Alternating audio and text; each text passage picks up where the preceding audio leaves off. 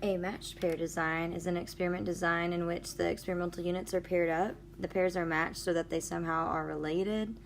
A lot of statisticians like to look at twins, maybe husband and wife, just something that's maybe they've got something in common, and so then you can minimize the outside factors that are affecting it and just look at two level of treatments. So let's say we've got maybe a reading program.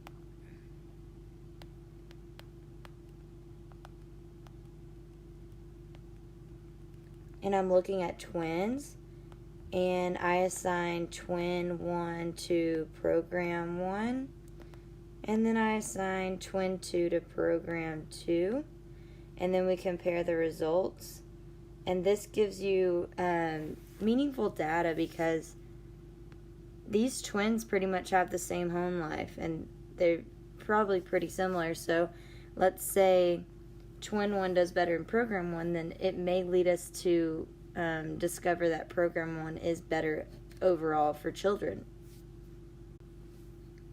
Here's an example of a matched pair design. Xylitol has proven effective in preventing dental caries when included in food or gum. A total of 75 Peruvian children were given milk without xylitol and were asked to evaluate the taste of each. The researchers measured the children's rating of the two types of milk. And so, what is the response variable? Like, how are we, what are the children responding? They are rating the two milks.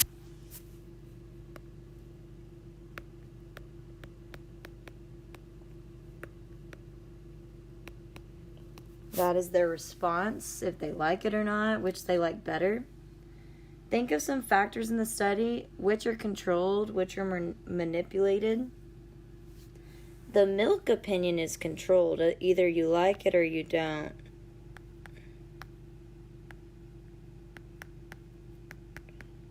That is one they have considered, but things they have not, maybe the temperature. Some people like it different temperatures. Some people don't even like milk. Maybe the age. It seems like younger children like milk more than older children. What are the treatments? How many treatments are there? There are 2. And it either has, the milk has xylitol in it or not.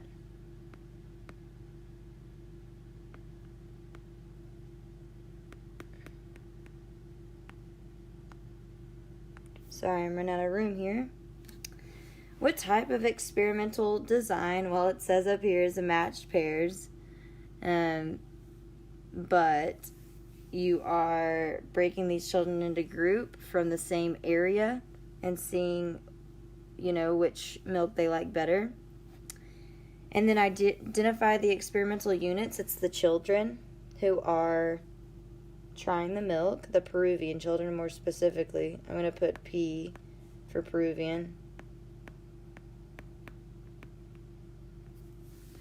Would it be a good idea to randomly assign whether the child drinks the milk with xylitol first or second? It would. You don't want to say everyone drink this kind and then drink that kind, because what if the xylitol leaves a weird taste in your mouth and then it affects the way you think the other milk tastes? So if you randomly assign who tries what first, maybe we can minimize that. So I'm going to say the order is important.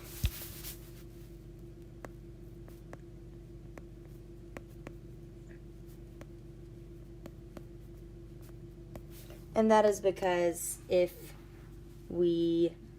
it does leave a weird taste, we can try to minimize the effect that has.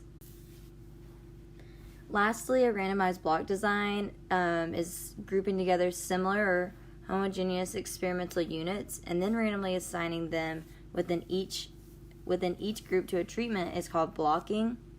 Each group is called a block, and in a randomized block design, we use the experimental units and divide them into the homogeneous groups called block. Within each block, the experimental units are randomly assigned to treatments, and I'll show you what that looks like. So we had this kinese design, and remember we were studying the two types of workouts on body fat. We had the HIIT and the aerobic. We did this earlier. After some deliberation, the professor thinks that there may be a difference in the body fat change due to gender. Okay, that's important.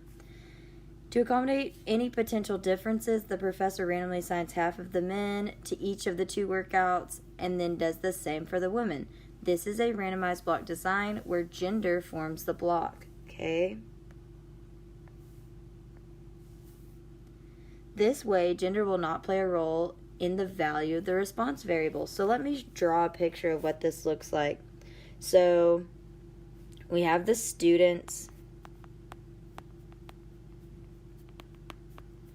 We break it up into male and female. And then this part right here, that's called our block. Once we break it up into male and female, then we assign the males to the HIIT and aerobic workout. Then we assign the females to the HIIT and aerobic workout. It doesn't say HIIT and aerobic here, but that was on that last example. And then you compare all of your findings. And so this kind of minimizes and helps you control that men were evenly distributed to both two exercises, and so were women. And so this is an example of a randomized block design.